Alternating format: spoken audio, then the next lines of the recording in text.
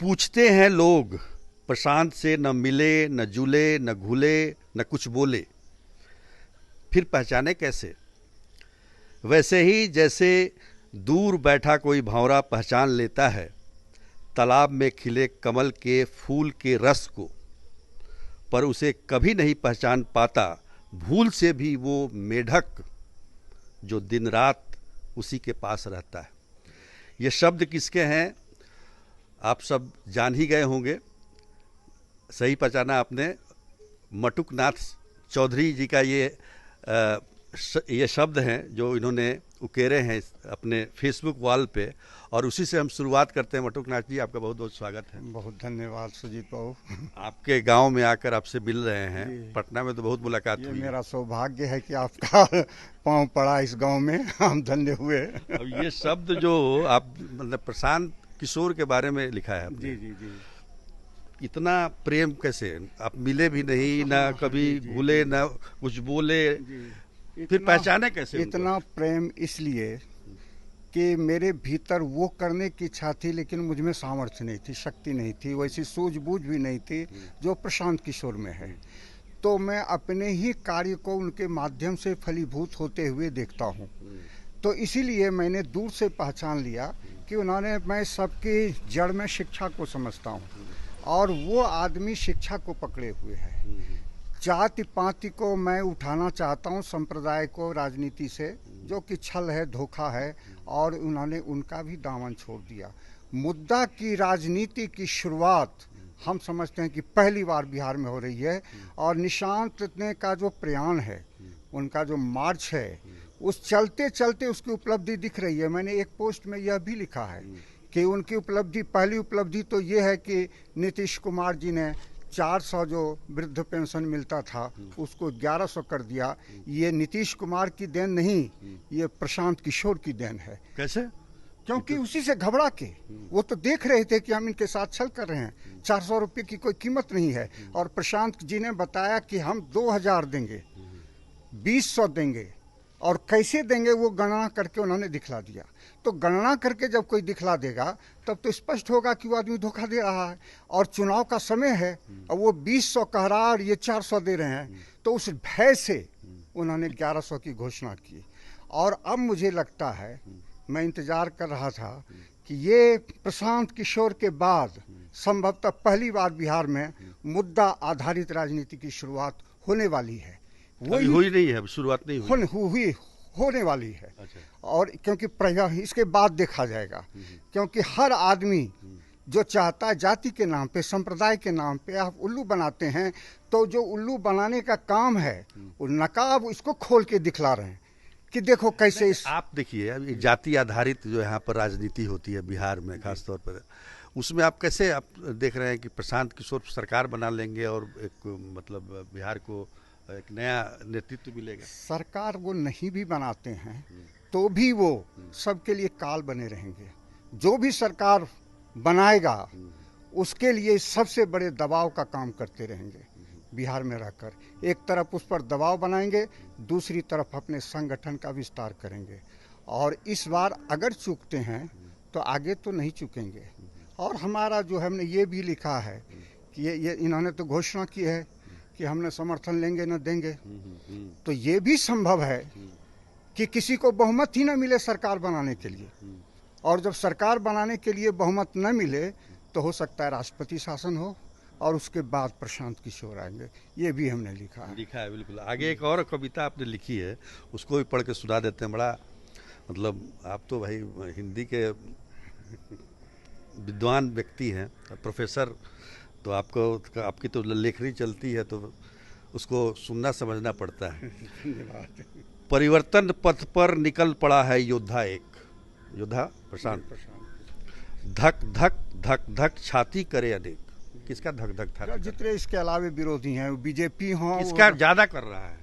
ज्यादा तो राजद और बीजेपी सबका कर रहा है। और इन्होंने तो कह दिया कि नीतीश तो साफ इनकी पार्टी बिखर जाएगी, और बच गई दो ही पार्टी बिहार में, राजद और बीजेपी।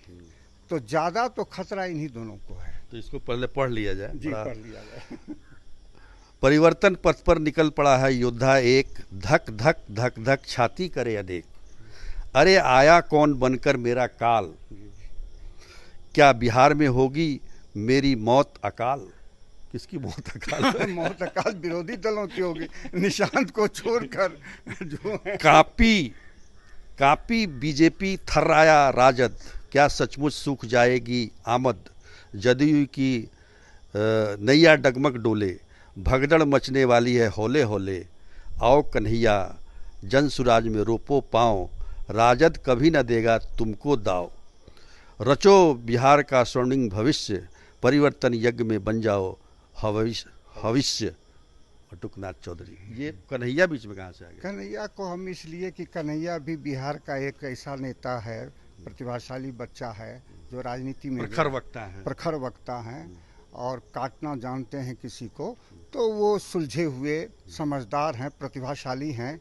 और वो मैंने इस चुनाव के पहले हमने कहा था कि कन्हैया कुमार को तो जैसे आदमी को तो नई पार्टी बनानी चाहिए, लेकिन अगर वो नहीं बनाते हैं तो कम से कम सीपीआई को छोड़ दें, उसका कोई भविष्य नहीं है, पिटी हुए, और कांग्रेस में आ जाएं। ये हमने चुनाव के पहले ही, संजोग ऐसा कि वो कांग्रेस में आ गए। हो सकता है इस जनसुराज में भी आ जाएंगे क्या? ये हम नहीं जानते हैं, क्योंकि ये भी सोच सकता है कि बार बार पार्टी बदलने से लोग कुछ इम्प्रेशन खराब न हो जाए, ये भी वो सोच सकते हैं।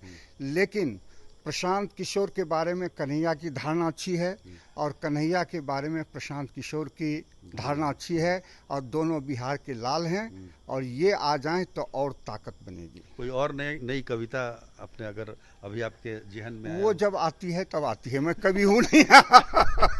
लेकिन लोग पूछेंगे कि आप तो प्रेम के कवि हैं, प्रेम की कविताएं लिखते हैं, उसकी इबादतें करते हैं। आप ये राजनीति कहाँ से आ गई आप में घुस गई? रिटायरमेंट के बाद का असर है? नहीं, ऐसा नहीं। मेरे जीवन के 3 मूल आधार हैं, 3 बुनियाद है।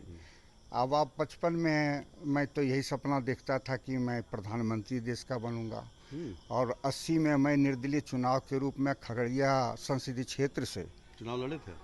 लड़ने के लिए गांव-गांव पैदल घूम रहे थे। अच्छा। और उसके बाद जो अनुभव हुआ, उस अनुभव से पता चल गया कि राजनीति कहाँ है। उसके बाद 2009 के तो साक्षी आप हैं ही कि 2009 में पटना साहिब से मैं खड़ा हुआ था, जो कि नीतीश कुमार ने 2010 में 10-9 में चुनाव हुआ था। विधानसभा का नहीं, विधानसभा तो हम चुनते नहीं है, हमको तो प्रधानमंत्री होना था ना, इसलिए हम हमेशा संसदीय क्षेत्र ही चुनते हैं। उस बार भी चुना था तो नीतीश कुमार डरे हुए थे, उन्होंने डीएम को कहकर जबरदस्ती मेरा नॉमिनेशन रद्द करवाया।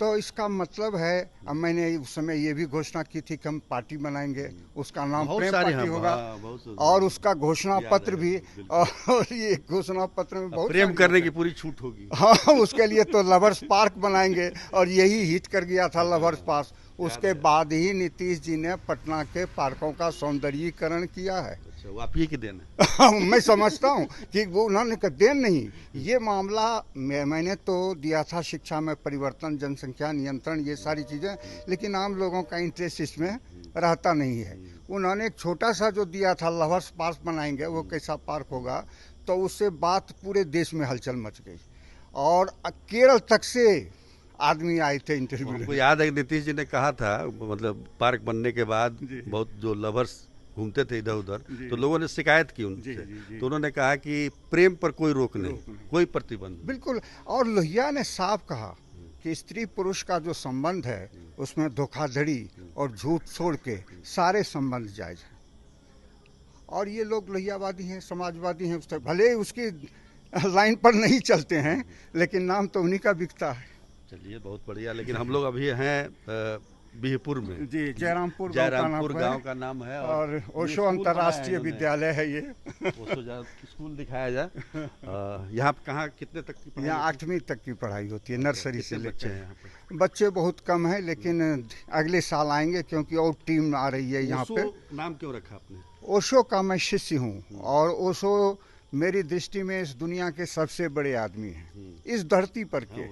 जी, तो मैं उनसे जीना सीखता हूँ, उनसे प्रेम सीखता हूँ, जिंदगी ही सीखता हूँ, कैसे जीना है, कैसे। तो शिक्षा दर्शन जो उन्होंने दिया है, उनकी जो एक मोटी पुस्तक शिक्षा में क्रांति, मेरा सपना था उस पर मैं प्रयोग करूं, लेकिन वो प्रयोग पिछड़े क्षेत्रों में नहीं, उसके लिए थोड़ा उन्नत मस्तिष्क चाहिए।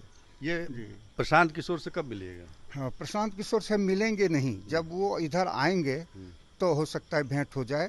मिलने की क्या जरूरत है, जो मुझे उनके लिए करना है मैं करते रहूंगा। वो मिलने की कोई क्या माहौल क्या है अभी, मतलब हमको तो आश्चर्य हुआ कि हमारे गांव में जहां वो कभी इधर नहीं आए हैं, और हमारे मास्टर साहब रिपोर्ट कर रहे थे कि लोग तो उछल रहे हैं कि जनसुराज को देंगे, और जबकि कोई सक्रिय आदमी यहाँ नहीं दिखता है। लेकिन गाड़ियाँ जनसुराज की जहाँ तहाँ एक आध दिख जाती हैं। हमारे गांव का आदमी जब ये कहने लगा कि हम जनसुराज को देंगे, तब हमको लगा कि इसका रस रोकना बहुत ही मुश्किल होगा किसी के लिए। आपका जो है मतदाताओं का जो है विशेष गहन पुनरीक्षण हो रहा है पूरे बिहार में, आपका हुआ है कि नहीं? हाँ, तो यहाँ गहन तहन नहीं होता है, लोगों को मालूम है। यहाँ सीधा आधार कार्ड लेते हैं, उसका नंबर लेते हैं और पता उता लेकर चले गए। वो जानते हैं कि फालतू है। उस मुसलमानों को छांटने के लिए, जो मुसलमान का क्षेत्र है जो उधर, उस सबको छांटने के लिए कि कौन दूसरे खेमे में वोट चला जाता है, उस वोट को हटाने के लिए। और आजकल तो सबकी विश्वसनीयता खतरे में पड़ गई। चुनाव आयोग भी लगता है कि उसी का कोई संगठन है, कोई स्वतंत्र इकाई नहीं है। तो और वो तो पत्रकारों पर भी, अजीत अंजुम पर भी सुनते हैं कि केस कर दिया। तो ये बड़ी मूर्खता है। जिस तरह की मूर्खता केंद्र सरकार कर रही है, उसी तरह की मूर्खता चुनाव आयोग कर रहा है। चलिए, आपसे तो बहुत लंबी बातचीत हो सकती है, लेकिन समय की कमी है, और प्रेम के बारे में हम लोग फिर कभी बात करेंगे। अभी राजनीति की बात हुई है, तो अभी हम लोग उसी मतदाता विशेष गहन पुनरीक्षण के सिलसिले में हम लोग निकले हुए हैं कि क्या चल रहा है, और उसी सिलसिले में आपसे भी मुलाकात होती है। आपने हमसे बातचीत की, इसके लिए बहुत बहुत धन्यवाद। हाँ, आपको भी बहुत धन्यवाद। आपको अपने गांव में देखकर मैं बहुत ही आनंदित हूँ। अब चलिए थोड़ा सा आम खा लीजिएगा तब जाइए। आम अभी रखे हुए हैं? हमारे बगीचा का खत्म हो गया, लेकिन इलाके से खत्म नहीं हुआ। चलिए, तो आज के लिए इतना ही। तब तक के लिए नमस्कार।